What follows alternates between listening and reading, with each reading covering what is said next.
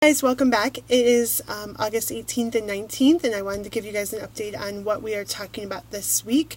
We are talking about King Solomon's son, Rehoboam, and about when he came into reign, how he had to make some decisions, and instead of following his father, King Solomon's wise advice, he chose to listen to some foolish advice, and the nation ended up splitting into two because he really followed some bad advice. So we're talking all about listening to our friends and whether we should follow what our friends do, and really learning to decipher what is wise and what is unwise. And this is so applicable, especially as school begins, and they're starting to spend a lot more time with their friends again, just really being able to make wise decisions. So for first grade, or for everyone actually, for the first 5 minutes, you'll have some paper and you can have them draw some pictures of favorite fictional characters and their sidekicks,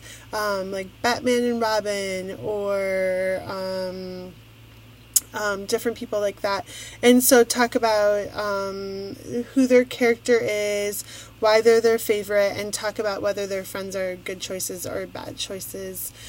So that's just for your first 5 minutes. You can also use that as your conversation time, or just have them tell you about who their closest friends are, or maybe about a time that they had a friend who didn't make wise choices that they were friends with. So all of those different things are options.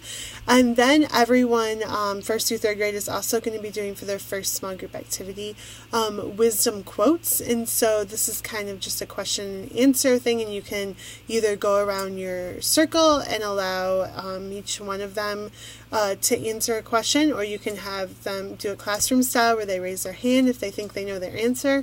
And so some of them are secular questions and some are biblically based. So for example, who said honesty is the first chapter in the book of wisdom? And then you'll give them three choices. Was it Thomas Jefferson, Thomas the Tank Engine, or Tom Thumb? And the answer is Thomas Jefferson. So the answers are highlighted for you on the sheet. Another question would be, who said, be very careful how you live. Do not live like people who aren't wise. Live like people who are wise. Was it Polly Pocket? Was it Paul Revere? Or was it Paul from the Bible? And obviously that one was Paul from the Bible. So that's an activity that you can do with them. And then for first grade, your next activity would be Rehoboam's Rebus. And so you're going to give them some action things to do with their bodies. And then you're going to read a story. So every time you talk about the people, you're going to have them do this with their hands. And then when you say wise choice, you do this, and poor choice or foolish friends, you do this. And so you're going to go ahead and read this story. Looks like this. And every time the bold words are spoken, you're going to have them do the actions that you talked about. And then you guys are going to close your time in prayer.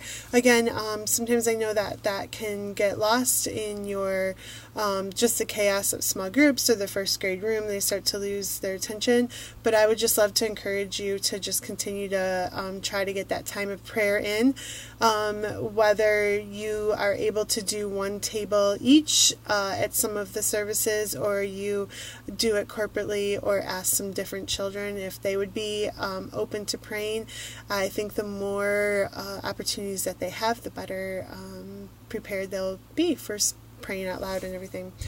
Second and third grade, you guys are, like I said before, doing the wisdom quotes as well.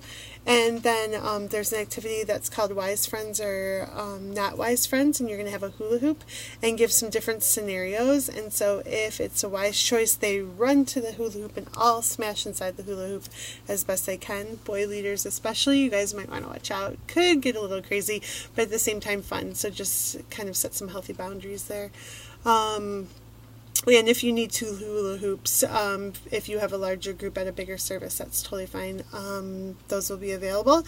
And then if it's not wise, they're supposed to run to the hula hoop, but stop, turn around, and run back. And you can definitely come up with some more scenarios for those if you want to keep going with that, or have them come up with some wise scenarios and let them kind of be part of that conversation to get them moving a little bit more.